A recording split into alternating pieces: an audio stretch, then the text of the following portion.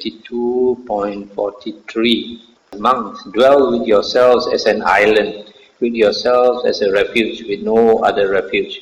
With the Dhamma as an island, with the Dhamma as a refuge, with no other refuge. The old translation from the Pali Text Society, maybe because we are used to it, it sounds nicer to me. There it says, monks, be a lamb unto yourselves, be a refuge unto yourselves, with no other refuge. Take the Dhamma as your lamb, take the Dhamma as your refuge, with no other refuge. When you dwell with yourself as a refuge, as a lamb, as a refuge, with no other refuge, with the Dhamma as your lamb, with the Dhamma as your refuge, with no other refuge.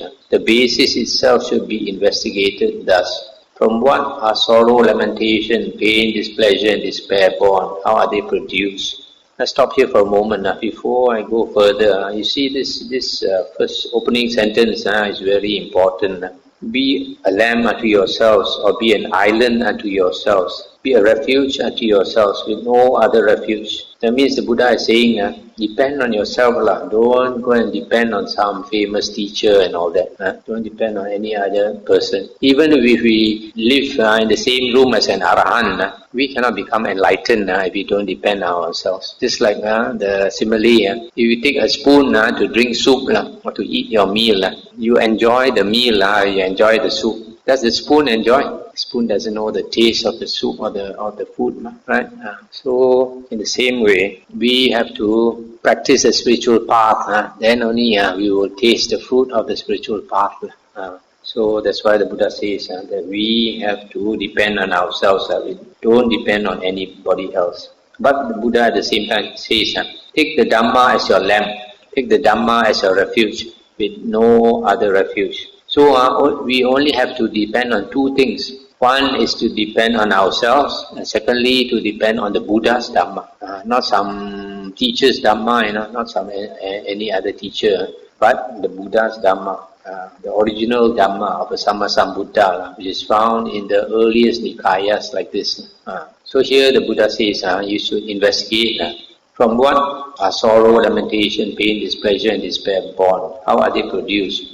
In others, where does suffering come from? And monks, from what are sorrow, lamentation, pain, displeasure and despair born? How are they produced? Here monks, the unlearned ordinary person who does not see Aryans, is unskilled and untrained in the Dhamma, who does not see superior persons and is unskilled and untrained in the Dhamma. He regards the body as the self, or self as possessing body, or body as in the self, or self as in the body. That body of his changes and alters. Through the change and alteration of body, there arises in him sorrow, lamentation, pain, displeasure and despair. Similarly, with feeling, perception, volition as consciousness. So here the Buddha says the origin of sorrow, lamentation, pain, despair and all that comes because a person, an ordinary person, does not associate with Aryans, does not know the Aryan Dhamma, does not train in the Aryan Dhamma. So because of that, he regards the five aggregates as the self, or as belonging to the self, or as being in the self, or the self as being in the five aggregates. But the five aggregates must change because it's the nature of everything in the world to change.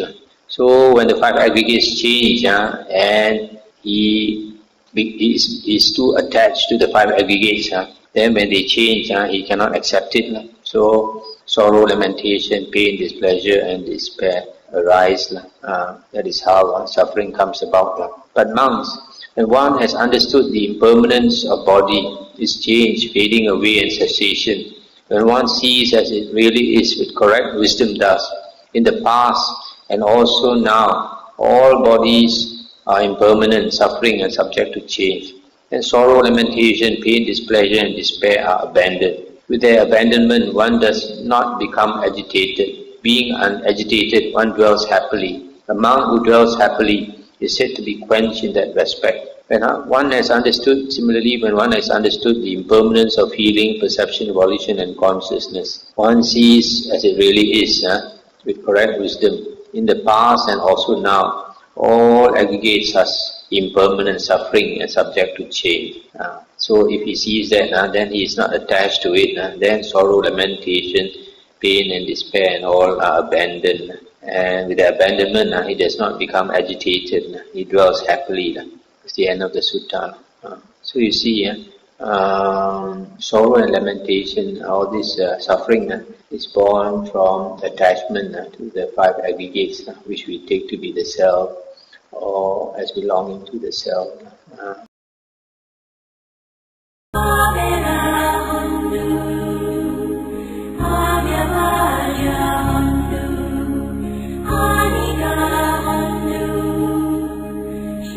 Yeah.